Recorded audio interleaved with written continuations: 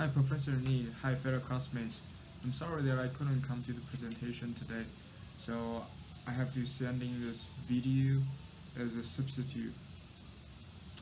My final presentation will be about Gary Snyder's translation of the Cold Mountain poems.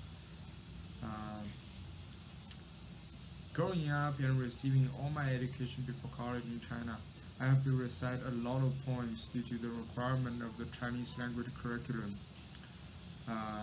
I can maybe think right out of my head 15 to 20 famous poets back in ancient China, but Han Shan has nothing to do with them.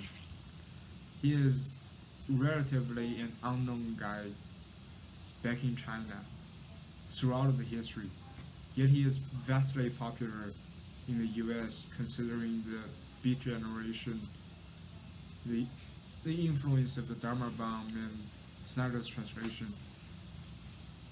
So Han Shan himself is unknown to the extent that we know almost nothing about his life, except snippets that he mentioned about in his poems.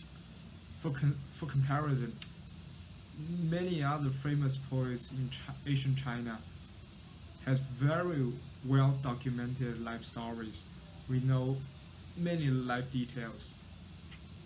So this can be seen as an evidence of the, the modest popularity of Han Shan.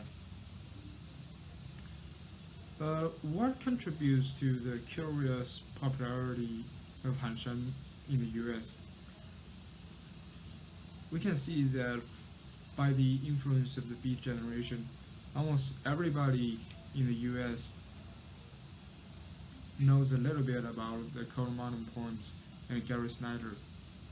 But apart from the East Asian scholars, almost no one know about any other famous poets in ancient China. So I think one contributing factor is the vastly powerful translation of Gary Snyder. In my humble opinion, he is not only doing translations, he is actually reimagining and in some cases reinterpreting what Han Shan said in his poems. His translations are mostly not very true to the texts themselves. They differ in many different aspects. And compared to other translations, his translations are indeed better to read and better to present. They are more colorful and the pace is faster. And so I think Gary Snyder's own poetic creativity has played a large role in the popularity of his translation and the resulting booming of the Cold Mountain poems in the US culture. So these are serious theories. Let's start with an example. There is a great example of this.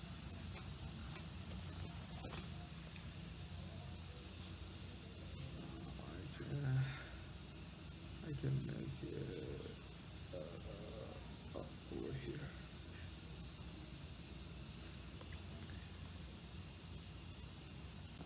So this is example one.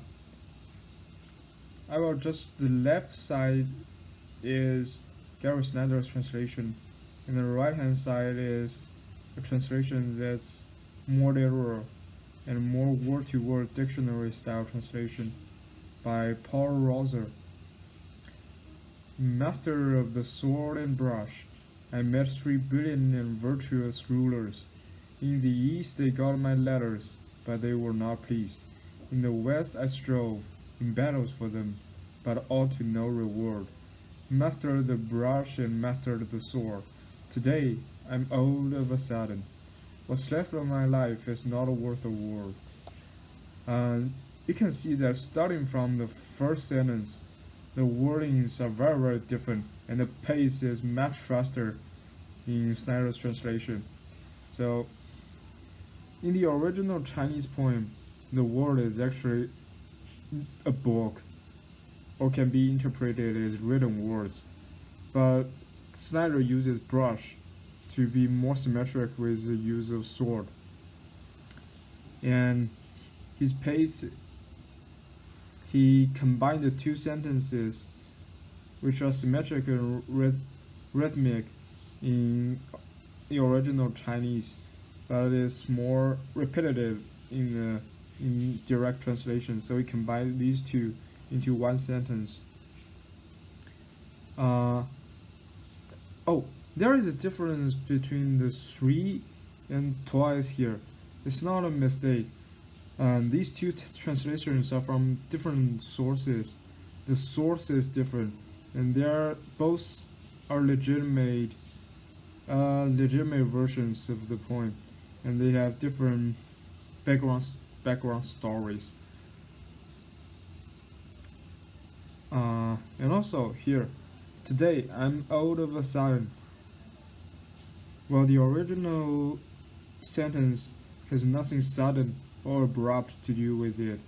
It's just that today I felt that I'm old.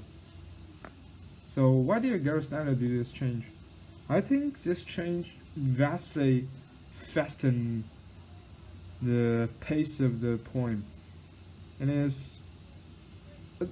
you can see that there are various change in the pace here, while the literal translation is more uniform. Judging from my previous experience with the English poetry, the left one is more in tune with the tradition, and it reads better, much better. The second example is more of a Zen Buddhism poem, while the previous one is more about the nature. I sit beneath the cliff, quiet and alone. Round moon in the middle of the skies, a bird blaze. All things are seen mere shadows in its brilliance. That single wheel of perfect light, alone, its spirit naturally comes clear. Swallowing emptiness in this cave of darkest mystery. Because of the finger pointing, I saw the moon. That moon became the pivot of my heart.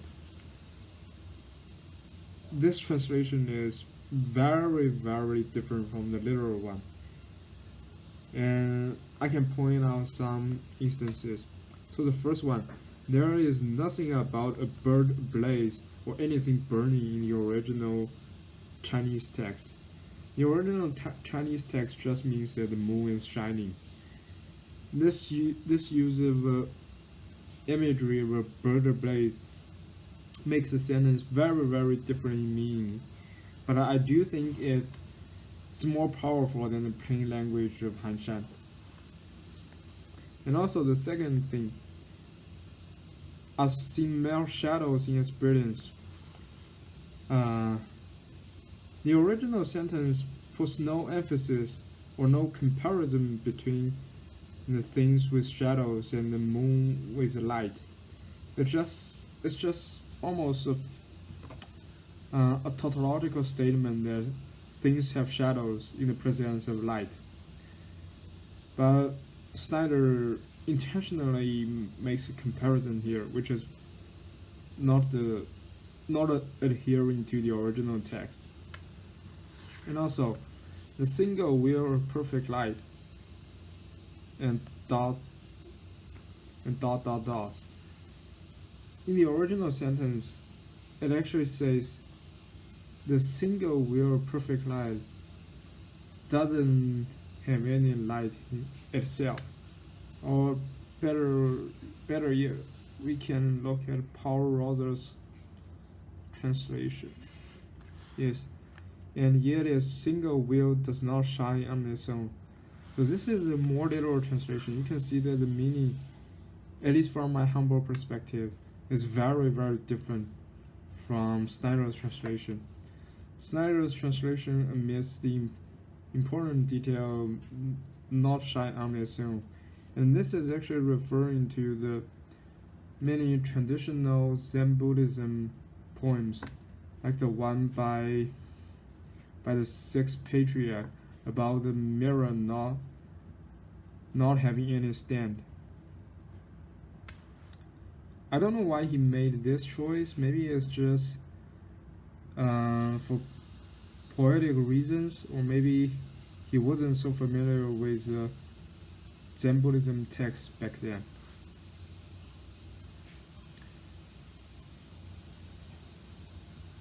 However, you can see that his point, and I can guarantee you that his version of the translation reads much better than the Paul Rose's translation. It's more poetic, it's more powerful, it's more colorful, it's more impressive, and I do think most people will like his version.